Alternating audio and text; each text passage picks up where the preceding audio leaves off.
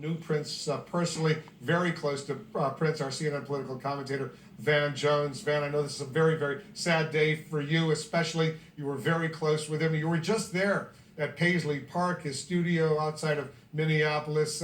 Is that where Prince spent most of his time?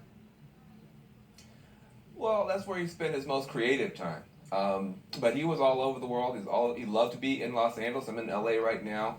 He loved to be here as well. The thing about Paisley Park is you walk in, you go down that hallway, and this is, love Prince, but he's not got a small ego.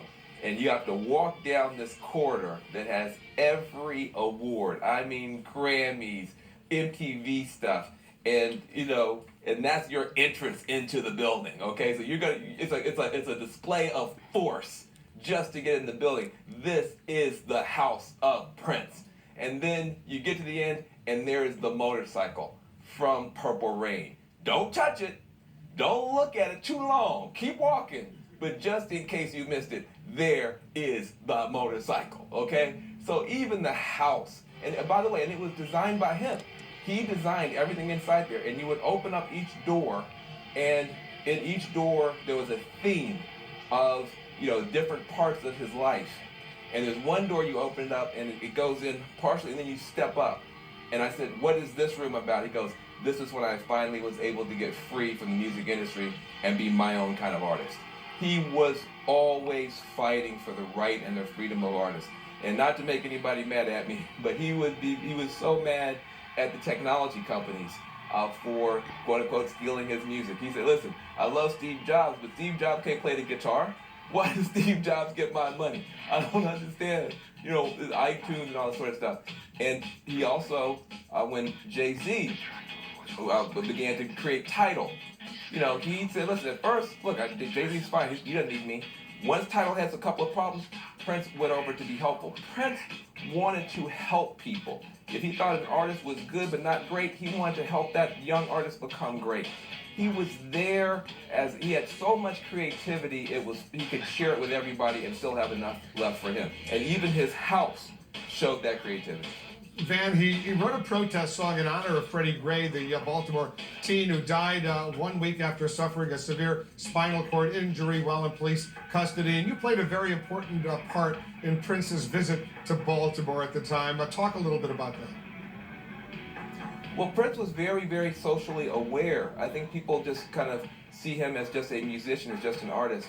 He was someone who, he watched the news like a fanatic, and he knew everything that was going on. And not just in the United States, all around the world. You could talk to Prince for hours about world affairs, theology, philosophy. Those lyrics are sitting on top of a dense amount of not. He could have been as famous as a theologian or a philosopher as he ever was as a musician. People don't know that. And so when things would happen, like Baltimore, he wanted to go. And his manager in the late years, Phaedra Ellis Lampkins, comes out of the labor movement, African-American woman, incredible leader. So she was able to help him go places like Baltimore. So we went to Baltimore, he performed. His last words on the stage of Baltimore, he said, I want to come back to Baltimore. And he talked to the young people there in Baltimore. And I want to come back to restaurants that you've owned, that you have built. I want to stay in a hotel that you've built. Trying to give those young people a creative vision, an economic vision for the future. And protest, yes, but also build things. And we went to Chicago. We did 3 shows in Chicago to try to bring some peace there. And Prince insisted that all the major community organizations be invited. And we had the entire United UA Center with not beer and that kind of nonsense and t-shirts, community-based organizations, because he wanted those community-based organizations to get the benefit of all those people coming in. They could sign up and help those groups. He was constantly thinking about stuff like that. Also, when it came to the technology, he wanted young African Americans, Latinos, and Native Americans, and poor white kids. He wanted the left out kids to not just download apps. He wanted them to be able to make their own apps and upload them. And so we created Yes We Code together. YesWeCode.org is now working with Twitter and Pinterest. He never talked about this publicly. He would just make a little bit of do a concert here, a concert there, Nobody had any idea how much behind the scenes he was working to engineer all these programs, from solar panels in Oakland to Yes We Code, going to Baltimore. He wasn't, I mean, imagine the creativity that goes in that music. That never cuts off, okay? Yep.